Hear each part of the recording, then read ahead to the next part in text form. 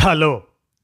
కానమోకు కథావచనం మోహనవచనం పరిజ్ఞాన హితబాండం నిత్య చదువరి శ్రోతలకు ఆహ్వానం. నమస్కారం. చదవదగునెవరు రాసిన తదుపరి చదివిన వెంటనే మరువక పలువురికి వినిపింపబూనిన అది ఏ పరిజ్ఞాన హితబాండమౌపో మహిళ మోహనవచనమై విరాజిల్లు. పరిజ్ఞాన హితబాండం లక్ష్యం ప్రతివారీ సమాచార హక్కు. ఆ స్ఫూర్తితోనే ఇప్పుడు మిత్రుడు అనిశెట్టి సాయికుమార్ విరచిత అంశంగా మతం ప్రజాస్వామ్యం అనేటువంటి దాన్ని ఇప్పుడు మన కానమోకు కథావచన శ్రోతలకు మీ కానమోకు స్వరంలో వినిపిస్తాను. వినండి. మతం ప్రజాస్వామ్యం. ఇక వినండి. మానవ పరిణామ క్రమంలో మానవ జాతి గుంపులుగా ఏర్పడి వేటపై ఆధారపడి జీవిస్తున్న దశల్లోనే భిన్న రకాలుగా అతీంద్రియ శక్తులు మత భావనలకు సంబంధించిన పునాదులు ఏర్పడ్డాయి. మెరుపులు, పిడుగులు, తుఫాన్లు, కార్చిచ్చులు, అగ్నిపర్వత విస్ఫోటనాలు, భూకంపాలు, కలరా, ప్లేగు, మసూచి ఇటువంటి వ్యాధులు, ఉత్పాతాలకు కారణాలు తెలియక భయపడేవారు. వీటికి కారణాలు మానవాతీత శక్తులుగా భావించి వాటిని బలులు, క్రతువుల ద్వారా సంతృప్తిపరిచి ఆరాధించడంతో మతం పాత్ర మొదలైంది. వ్యవసాయం, పశుపోషణ మొదలైన మానవ సమూహాలు స్థిర నివాసం ఏర్పరచుకునే క్రమంలో చిన్న చిన్న తండాపాలన మొదలైన నాటి నుంచి పౌరోహిత వర్గం ఒకటి ఆవిర్భవించి ప్రాబల్యం పొందింది. ఈ వర్గం క్రమంగా రాజ్యాలు ఏర్పడే దశతో పాటు పెరుగుతూ రాజు పాలనను బలపరుస్తూ ప్రజలను నియంత్రించడానికి ఉపయోగపడింది. ఇందుకై భిన్న ప్రాంతాల్లో భిన్న రకాలుగా ఆచారాలు, ఉత్సవాలు, సంప్రదాయాలు అటువంటివి ఏర్పరిచారు. విశ్వాసం, విధేయత, సాగిలపడి మొక్కటం నేర్పి ఎదురు ప్రశ్నించే తత్వాన్ని తలెత్తకుండా చేశారు. ఈ లోకం అశాశ్వతమైందని, పరలోక జీవనమే ముఖ్యమని ప్రచారం చేశారు. ఈ పురోహిత వర్గం సామాజిక ఆధిపత్యంతో పాటు రాజకీయ ఆధిపత్యం కూడా నిలిపింది. ముఖ్యంగా భారత ఉపఖండం బయట ఈ వర్గాల నుంచే యూదు, క్రైస్తవ మతాలతో పాటు వర్తమాన శకం 6వ శతాబ్దంలో ఇస్లాం మతం వరకు వ్యాపించాయి. అయితే ఈ మతాలు ఏవి జనాలకు మూఢ విశ్వాసాలని తప్ప జ్ఞానాన్ని పంచిన దాఖలాలు లేవు. మతాచార్యులు, రాజులు కలిసి అధికారం పంచుకున్నారు. రాజుని దైవాంశ సంభూతుడు అని చేశారు. ప్రజలకు చదువుకునేందుకు అవకాశం ఇస్తే, వారిలో ప్రశ్నించే తత్వం పెరిగితే విశ్వాసాలు తగ్గి అధికార వ్యవస్థలకు ఆటంకంగా మారవచ్చని సాధారణ ప్రజలకు చదువును నిషేధించారు. వాస్తవ అంశాలతో పని లేకుండా అన్నింటికీ దైవమే కారణం అని, విశ్వాసులకు యథాతథ స్థితిని గౌరవించే వారికి మాత్రమే స్వర్గంలో చోటు ఉంటుందని నమ్మించారు. ఆ కాలంలో పాలనలో మతం ముఖ్య పాత్ర వహించింది. వివిధ దేశాల రాజకీయ, సామాజిక, ఆర్థిక, సాంస్కృతిక ఆయా వ్యవస్థల్లో మతం కీలక పాత్ర వహించేది. రాజును దైవాంశ సంభూతునిగా చేశారు. నైతిక నియమావళి, ఆచార సంప్రదాయాల పేరిట చట్టాల రూపకల్పన, అమలుకు సంబంధించి మతం కీలక పాత్ర వహించేది. దేవాలయాలు, మతపర ప్రదేశాలు రాజకీయ ఆధిపత్యాన్ని కలిగి ఉండేవి. మత గురువులు, రాజులు కుమ్మక్కై కేవలం విశ్వాసం, విధేయతల మీద ఆధారపడ్డ వ్యవస్థను సృష్టించి రాజకీయ ఆధిపత్యానికి స్థిరత్వం కలిగేట్లు చేశారు. ప్రపంచ చరిత్రలో మతం రాజ్యాధికారాన్ని కూడా ధిక్కరించి రాజుల్ని తమ చెప్పు చేతల కింద ఉంచుకున్న సందర్భాలు కూడా కోకొల్లలుగా ఉన్నాయి. మతమే అలిఖిత రాజ్యాంగంగా చెల్లుబాటయ్యేది.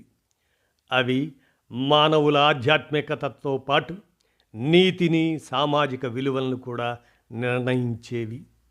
సమాజ మనుగడకు అవసరమైన వ్యవసాయం, ఇతర ఉత్పత్తి, చేతి వృత్తులలో ఉన్నవారి అందరినీ హీనంగా చూస్తూ మతాధికారులు పీఠాధిపతులనే ఉన్నతులుగా చూపడం సర్వత్రా అమల్లో ఉండింది. ప్రజాస్వామిక భావనలు వెల్లివిరిసే ఈ 21వ శతాబ్దంలో కూడా భూగోళంపై ఇంకా మతాధారిత రాజ్యాలు అనేకం ఉన్నాయి. వీటిలో ప్రధానంగా ఇస్లాం మతానికి సంబంధించినవే ఎక్కువగా ఉన్నాయి. సౌదీ అరేబియా దేశం ఇస్లాంలోని వహాబీ, సున్నీ పద్ధతుల ప్రకారం పాలన జరుపుతున్నది. న్యాయ వ్యవస్థలో షరియా చట్టాలను కఠినంగా అమలుపరుస్తున్నది. ముస్లిం దేశమైన ఇరాన్ 1979లో ఇరాన్ చివరి రాజైన మహమ్మద్ రిజా పహలావి ఆయన పాలనను తిరుగుబాటు ద్వారా కూలదోసిన మత నాయకుడు అయాతుల్లా ఖొమైనీ ఇస్లామిక్ రిపబ్లిక్గా మార్చాడు. మతాధిపతే రాజ్యాధిపతిగా బతికి ఉన్నంతకాలం, ఆయన బతికి ఉన్నంతకాలం శాశ్వత అధినేతగా ఉండే పద్ధతి కొనసాగుతుంది. ఈ దేశంలో న్యాయ పాలనా వ్యవస్థలన్నీ మత చట్టాల పరిధిలోనే కొనసాగుతున్నాయి. ఆఫ్ఘనిస్తాన్లో మధ్యలో అధికారం మారి ప్రజలు కొంత ఊపిరి పీల్చుకున్నా తిరిగి 2021 నుంచి తాలిబాన్ సాయుధ ఉగ్రవాద ముఠా తుపాకుల నీడన ఇస్లామిక్ చట్టాల పేరిట పాశవికంగా వారు చెప్పిందే శాసనంగా కఠిన శిక్షలు, స్త్రీలపై అణిచివేత అమలవుతున్నాయి. రష్యా, చైనా, పాకిస్తాన్లు తమ స్వార్థ ప్రయోజనాల కోసం, అక్కడి ఖనిజ సంపద కొల్లగొట్టడం కోసం, అమెరికాను కాదని తమ ఆధిపత్యం చెల్లుబాటు అవ్వడం కోసం తాలిబన్లకు మద్దతు ఇవ్వడం వల్లనే ఇట్లా జరిగిందని చెప్పవచ్చు. మాల్దీవులు, మౌరిటేనియా, యెమెన్, సోమాలియా, పాకిస్తాన్ ఇస్లామిక్ రిపబ్లిక్లుగా కొనసాగుతున్నాయి. అంత కఠినంగా కాకపోయినా మలేషియా, బంగ్లాదేశ్ అటువంటి చోట్ల కూడా షరియత్ ఆధారిత పాలన కొనసాగుతుంది. మయన్మార్, భూటాన్ దేశాలు ప్రాథమికంగా లౌకిక రాజ్యాలైనా ఇక్కడి పాలన, న్యాయ వ్యవస్థలపై బౌద్ధం గణనీయమైన ప్రభావం కలిగి ఉంది.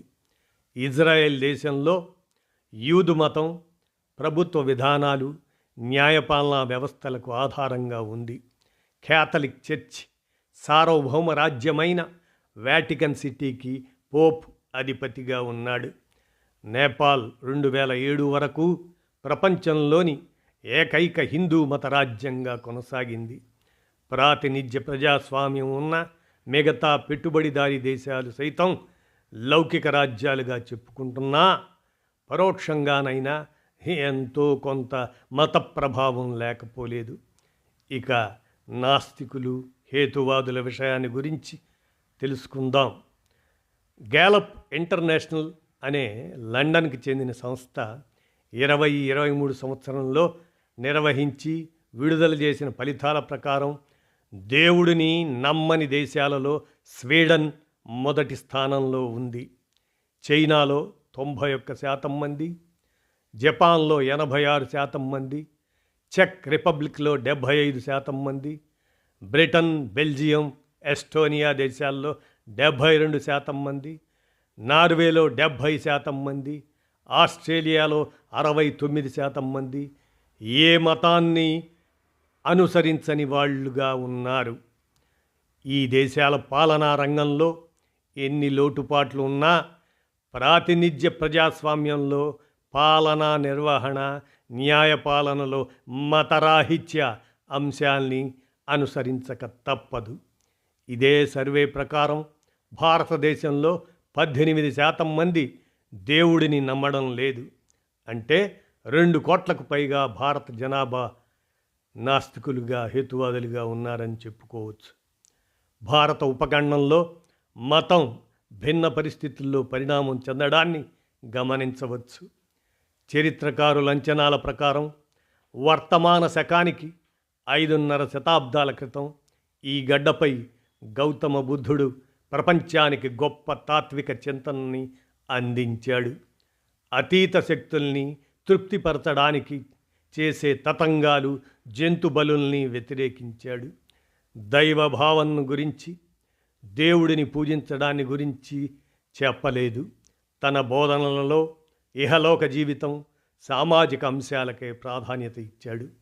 మౌర్య సామ్రాజ్యం వంటి బలమైన సామ్రాజ్యాన్ని జయించిన అశోక చక్రవర్తి కళింగ యుద్ధం తరువాత బౌద్ధ మతం స్వీకరించి రాజ్యాధికారిక మతంగా చేశాడు. బౌద్ధాన్ని ఉపఖండపు ఎల్లలు దాటించి దేశ విదేశాలకు విస్తరింపజేశాడు. అయితే అసలు బౌద్ధాన్ని హీనయానంగా కించపరిచి మహాయానం పేరిట బౌద్ధంలోకి ఆర్య సంస్కృతిని చొప్పించారు. స్థానిక సింధులోయ నాగరికత పతనం తరువాత సంచార జీవులైన ఆర్యులు ఇరాన్ ప్రాంతం నుంచి భారత ఉపఖండానికి వలస వచ్చి వైదిక మతాన్ని స్థాపించారు. వారు బౌద్ధ మతాన్ని తమ వైదిక మతంలో కలుపుకోవడానికి విఫల ప్రయత్నం చేశారు. అహింసను అసలు ఆచరించేది తామే అన్నట్లు వైదిక వర్గం మాంసాహారం మాని శాకాహారానికి పట్టం కట్టారు. అనంతరం భారత ఉపఖండంలోని ఉత్తర ప్రాంతంలో ఆధిపత్యం సంపాదించారు. క్రమంగా బౌద్ధాన్ని ఈ దేశపు ఎల్లలు దాటించారు. వందల సంవత్సరాల కాలగమనంలో చెప్పుకోదగిన స్థాయిలో దక్షిణ భాగానికి కూడా విస్తరించారు. ఆర్యుల ఆధిపత్యాన్ని స్థిరపరుచుకోవడంలో భాగంగా వారి భాష, సంస్కృతుల్ని మిగతా ప్రాంతాలపై రుద్దారు. క్రమంగా ఇక్కడి అమ్మ, తల్లులు, శివుడు వంటి స్థానిక దేవతల్ని తమ ఆర్యమతంలో భాగంగా కలుపుకున్నారు. వర్తమాన శకం 13వ శతాబ్దం ప్రారంభంలో మొదలైన ఢిల్లీ సుల్తాన్ల పాలన ఢిల్లీ పరిసర ప్రాంతాల్లో మొదలై అనంతరం ఉపఖండంలోని భిన్న ప్రాంతాల్లో విస్తరించింది. వీరంతా ఇస్లాం మత ధర్మాల ప్రకారమే పాలన సాగించినా స్థానిక మతాచారాలు, సంస్కృతి కూడా ఉనికిలో ఉండేవి. కొందరు రాజులు హిందూ దేవాలయాలపై దాడి చేసి ధ్వంసం చేయటం, మసీదులు, ఇస్లాం బోధించే విద్యా సంస్థలను పోషించి ముస్లిమేతరులపై జిజియా, ఖరాజ్ వంటి పన్నులు విధించారు. అక్కడక్కడ స్థానిక పాటింపులు, ఆచారాల వంటి వాటిని గౌరవించినా ప్రధానంగా ఇస్లాం నిర్దేశించిన విధంగానే న్యాయపాలన, చట్టాలు, శిక్షలు ఉండేవి. ఒక పక్క మత విధానాలు అమలవుతున్న అధికారం నిలబెట్టుకునే అవసరాలకు అనుగుణంగా వాటికి మినహాయింపులు కూడా ఉండేవి. ముస్లిం రాజులు పాలకులుగా ఉన్న సమయంలో సామాన్య జనం, వ్యవసాయ వృత్తి కులాల వారు తమ మత, సాంస్కృతిక అస్తిత్వాన్ని నిలుపుకోగా అగ్రకులాల వారు, ముఖ్యంగా బ్రాహ్మణులు, తమ స్వార్థం కోసం ఇస్లాం స్వీకరించినట్లు చరిత్రలో అనేక ఆధారాలు కనపడుతున్నాయి. ఇక రాజులు, రాజపుత్రులైతే అనేక మంది తమ ప్రాబల్యం నిలుపుకోవడం కోసం ముస్లిం రాజులకు తమ కుమార్తెలనిచ్చి వియ్యమందారు. అనంతర కాలాల్లో ఈ గడ్డపై వ్యాపార ఆధిపత్యానికి జరిగిన పోరులో బ్రిటన్ వాసులు ఆధిపత్యం సంపాదించి ప్రభుత్వాన్ని ఏర్పాటు చేశారు. వారు ప్రజల్ని విభజించి పాలించే కుటిల నీతిని బాగా ఉపయోగించుకున్నారు. అవకాశం ఉన్న చోటల్లా ముస్లిం మతస్థులకు ఇతరులతో కలహాలు ఎగయేసేవారు. దళితులకు తమ మతంలో చోటు ఇచ్చి పెద్ద సంఖ్యలో తమకు అనుకూలంగా మార్చుకున్నారు. అప్పటికీ ఆర్థికంగానే గాక విద్యారంగంలో కూడా ఏకఛత్రాధిపత్యంగా ఉన్న బ్రాహ్మణులకే ఉద్యోగాల్లోనూ ఇతర ప్రాధాన్యతా రంగాల్లోనూ పెద్దపీట వేశారు. వారు చేసిన కొన్ని పాలనాపరమైన, విద్యాపరమైన సంస్కరణలు మిగతా కులాల వారి ఆకాంక్షలను పెంచాయి. దాంతో వారు భిన్న ప్రదేశాలలో, భిన్న రూపాలలో బ్రాహ్మణ వ్యతిరేక ఉద్యమాలు లేవనెత్తారు. మహారాష్ట్రలో జ్యోతిరావు పూలే, ఆయన ఆధ్వర్యంలో సత్యశోధక్ సమాజ్, దక్షిణాదిన పెరియార్ ఈవి రామస్వామి ఆత్మాభిమాన ఉద్యమం, వైకోం దేవాలయ ప్రవేశ ఉద్యమం, త్రిపురనేని రామస్వామి బ్రాహ్మణ వ్యతిరేక ఉద్యమం, ఇటువంటి ఉద్యమాలు ఆర్థిక సామాజిక సమానత్వ ఆకాంక్షలకు ప్రతీకగా మాత్రమే కాకుండా మతపరమైన ఆధిక్యత, పాలనా రంగంలో ఆధిపత్య ధోరణులకు, ఉత్తరాది ఆర్య బ్రాహ్మణ భాషా మతాధిపత్య ధోరణులకు వ్యతిరేకంగా బలంగా ఉద్యమించి ద్రవిడ జాతి భావనను ముందుకు తెచ్చాయి. ఇక్కడి ఆందోళనల ఫలితంగా ప్రాతినిధ్య ఎన్నికల విధానంలో మార్పు తేవడం, శూద్ర కులాలకు రాజకీయ ప్రాతినిధ్యం పెంచడం, మత దురహంకార వివక్షను నిర్మూలించే సాంఘిక సమానత్వానికి దారితీసే చట్టాల కోసం ఉద్యమించటం, ఇటువంటి కార్యక్రమంతో జస్టిస్ పార్టీ, ద్రవిడ మున్నేట్ర కళగం వంటి పార్టీలు ఏర్పాటైనాయి. జస్టిస్ పార్టీ ఉనికిలో లేకుండా పోయినా డిఎంకే పార్టీ అనేక చీలికలు ఒడిదుడుకులు ఎదుర్కొన్నా ఇప్పటికీ తమిళనాట పాలనాధికారం కొనసాగిస్తుంది. బ్రిటిషర్లు తమ ఆధీనంలోని భారత భూభాగాన్ని వదిలి వెళ్ళే సమయంలో మత ప్రాతిపదికన రెండుగా దేశాన్ని విభజించారు.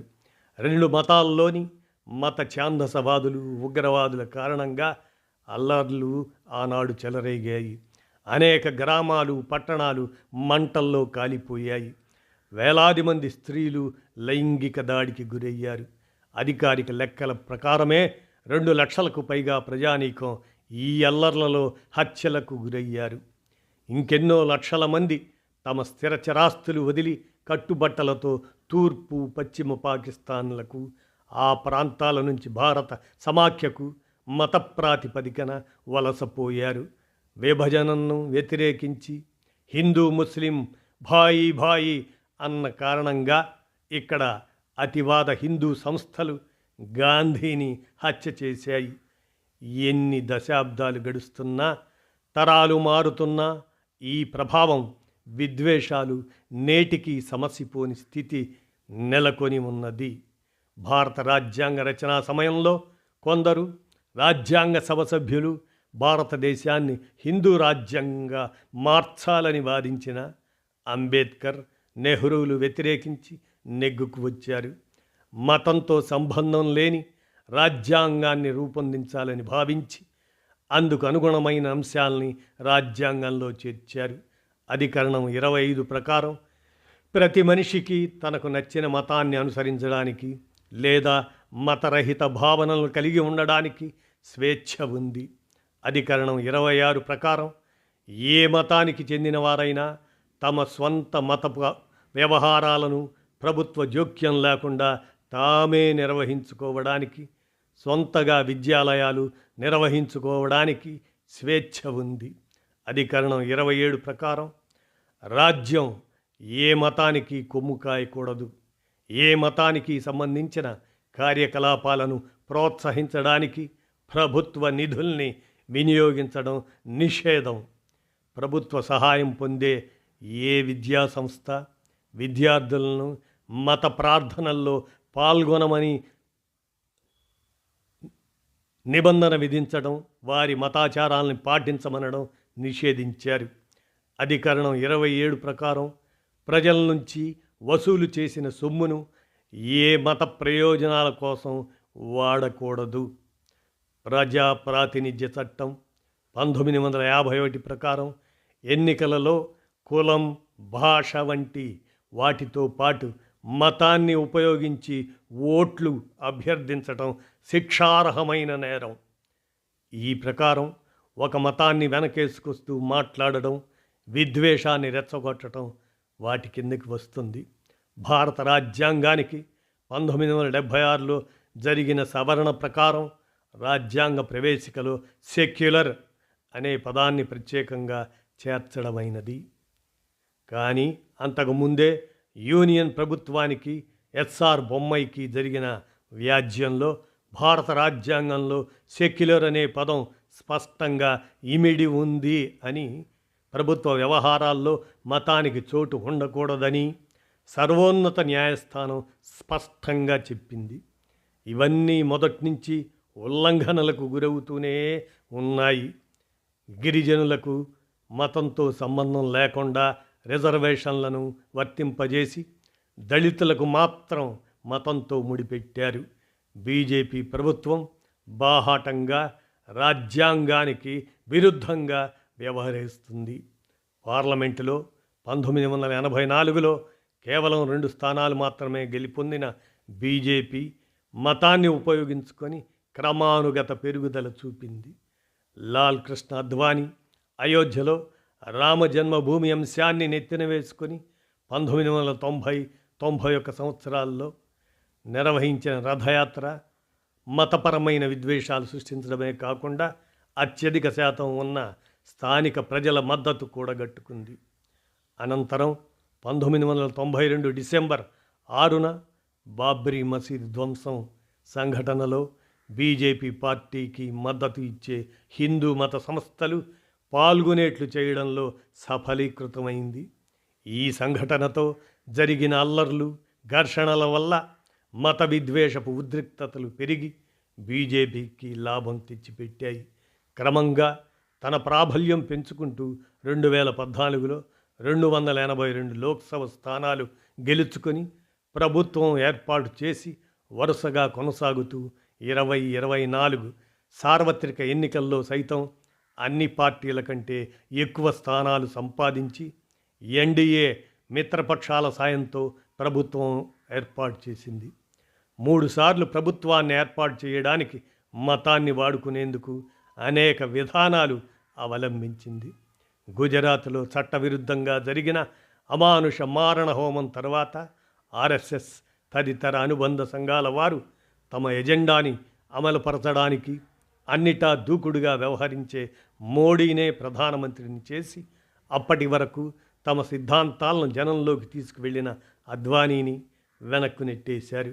మోడీ ఓ పక్క కార్పొరేట్ శక్తులకు ఊడిగం చేస్తూనే రాజ్యాంగబద్ధంగా పనిచేయాల్సిన ఈడీ, సిబిఐ, ఎన్ఐఏ, ఆదాయ పన్ను శాఖ అటువంటి సంస్థల్ని తన చెప్పు చేతుల్లోకి తెచ్చుకొని పార్టీ కోసం వేల కోట్ల రూపాయల సొమ్ము పోగేయడమే కాకుండా ప్రత్యర్థుల్ని వేధించి దారికి తెచ్చుకోవడానికి కూడా ఉపయోగించుకున్నాడు.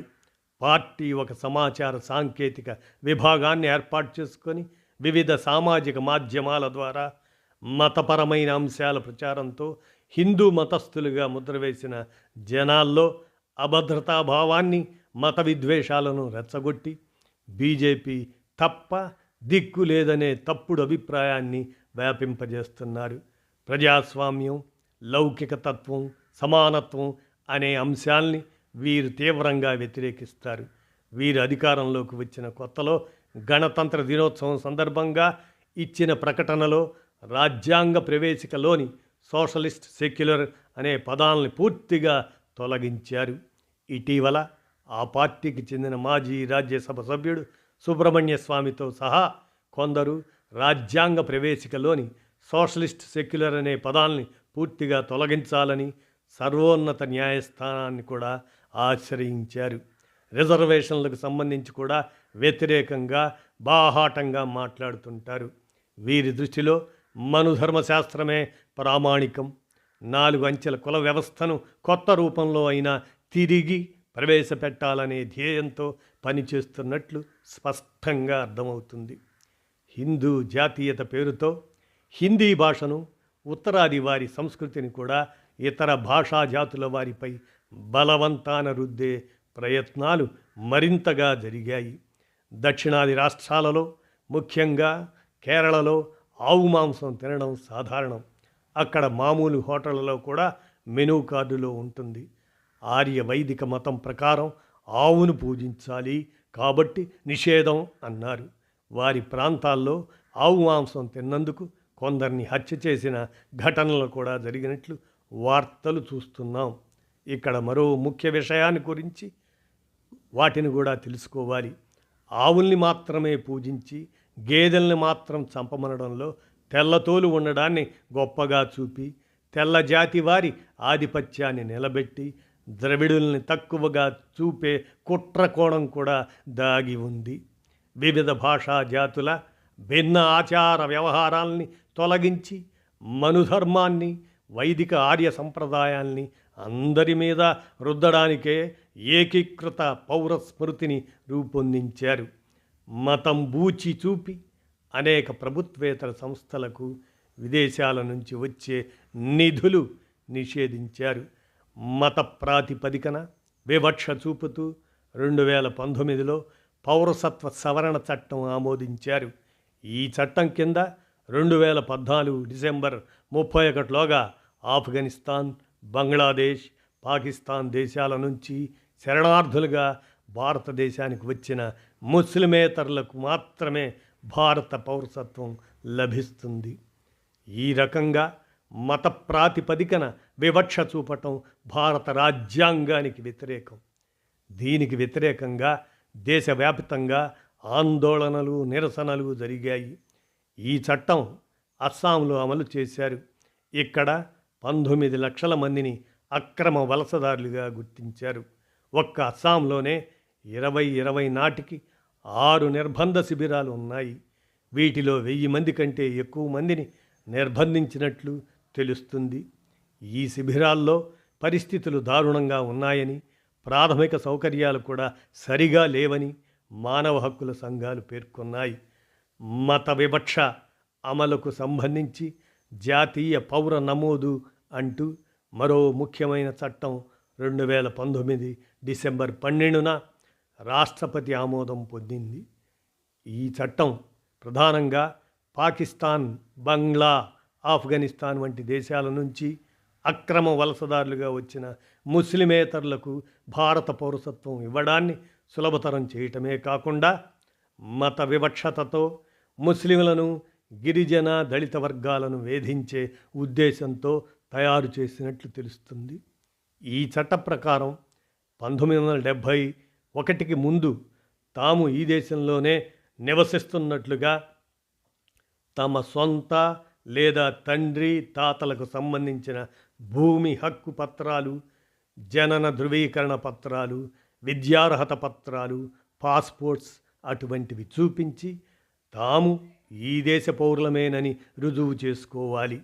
ముఖ్యంగా ఆదివాసీలు, దళితులు, సంచార జాతులు వంటి వారు మిగతా పేదలు 50 ఏళ్లకు పూర్వం ఈ పత్రాలు కలిగి ఉండటం, ఒకవేళ ఉన్నా వాటిని ఇప్పటి వరకు దాచి ఉంచుకోవడం జరగని పని. కులీనులకు తప్ప అత్యధిక శాతం ప్రజానీకానికి ఇది సాధ్యం కాదు. అస్సాం, బెంగాల్ వంటి చోట్ల అక్కడ కూడా 1% కూడా లేని శరణార్థులను కనిపెట్టడం అనే సాకుతో ఈ చట్టం తెచ్చారు. ఈ చట్టం పేరిట మొత్తం దేశ ప్రజల్ని వేధించకుండా శరణార్థులను కనిపెట్టడానికి అనేక ఇతర మార్గాలు ఉన్నాయి. అధిక శాతం ప్రజలు తన సొంత దేశంలో పౌరసత్వం లేనివారుగా, ఓటు హక్కు కూడా లేకుండా రెండవ స్థాయి మనుషులుగా బతకాల్సి వస్తుందని, ఇది ఆధునిక కాలంలో చాతుర్వర్ణ వ్యవస్థను మరొక రూపంలో వ్యవస్థీకరించడానికేనని స్పష్టంగా అర్థమవుతుంది. అనేక రాష్ట్ర ప్రభుత్వాలు ఈ చట్టాన్ని అమలు చేయడానికి నిరాకరించాయి. చాలా రాష్ట్రాలలో ఈ చట్టాన్ని వ్యతిరేకిస్తూ తీవ్ర నిరసనోద్యమాలు జరిగాయి. ప్రజలందరికీ ప్రాతినిధ్యం వహించాల్సిన ప్రభుత్వం స్వయంగా రామమందిర నిర్మాణ కార్యక్రమం పూర్తి చేసి అది తమ మతమేనని, తమ ఘనతేనని బహిరంగంగా చెప్పుకోవడమే కాకుండా స్వయంగా దేశ ప్రధానే హాజరై విగ్రహానికి ప్రాణప్రతిష్ఠ తంతు చేయటం దేశ రాజ్యాంగ లౌకిక భావనకు, ప్రజాస్వామిక విలువలకు వెన్నుపోటు పడవడమే అవుతుంది. ప్రజా సమస్యల పరిష్కారంలో రాజ్య వ్యవస్థ విఫలమైనప్పుడు మతం ఆ స్థానాన్ని ఆక్రమిస్తుంది. తమ ఆర్థిక, సామాజిక సమస్యలకు కారణం భగవంతుడి దయలేకపోవడం లేదా పూర్వజన్మ కర్మ అని ప్రజలు భ్రమించేలా చేతలు చేస్తుంది. అన్నింటికీ దేవుడిని వేడుకోమని చెప్పి ప్రభుత్వం చేతులు దులుపుకోవడానికి ఆస్కారం కల్పిస్తుంది. గతంలో లోక్సభలో బీజేపీకి పూర్తి ఆధిక్యత ఉన్నప్పుడు కనీసం సభలో ముసాయిదా చట్టంపై చర్చ కూడా లేకుండా శాసన రూపం దాల్చేవి. అయితే ఈ 18వ లోక్సభలో ముఖ్యంగా ఆంధ్రప్రదేశ్కు చెందిన తెలుగుదేశం చంద్రబాబు నాయకత్వం, అలాగనే బీహార్కు చెందిన జేడీయూ నితీష్ కుమార్ నాయకత్వాలతో పాటు ఇతర లౌకిక పార్టీల మద్దతు లేకుండా ప్రభుత్వం ఏర్పాటు చేయలేని దశలో ప్రభుత్వం దూకుడు తగ్గవచ్చని భావిస్తున్నారు. మతం ప్రభుత్వ కార్యకలాపాలలో ఎటువంటి జోక్యం లేనిదిగా రాజ్యాంగం గుర్తించిన బాహాటంగా రాజ్యాధికారానికి మతాన్ని పావుగా వాడుకోవటం గర్హనీయం అంటూ అనిశెట్టి సాయికుమార్ మిత్రులుగా నా ప్రజాస్వామ్య ప్రస్థానం అనేటువంటి ఒక పుస్తక రచయితగా ఈ అంశాన్ని, మతం ప్రజాస్వామ్యం అనేటువంటి ఈ విశ్లేషణాంశాన్ని, మతం ప్రజాస్వామ్యం జ్ఞాన పరిచయంగా అందజేసిన వారికి కృతజ్ఞతలతో మన కానమోకు కథావచనం శ్రోతలకు మీ కానమోకు స్వరంలో ఆలోచించేందుకు గాను వినిపించాను. విన్నారుగా, ధన్యవాదాలు.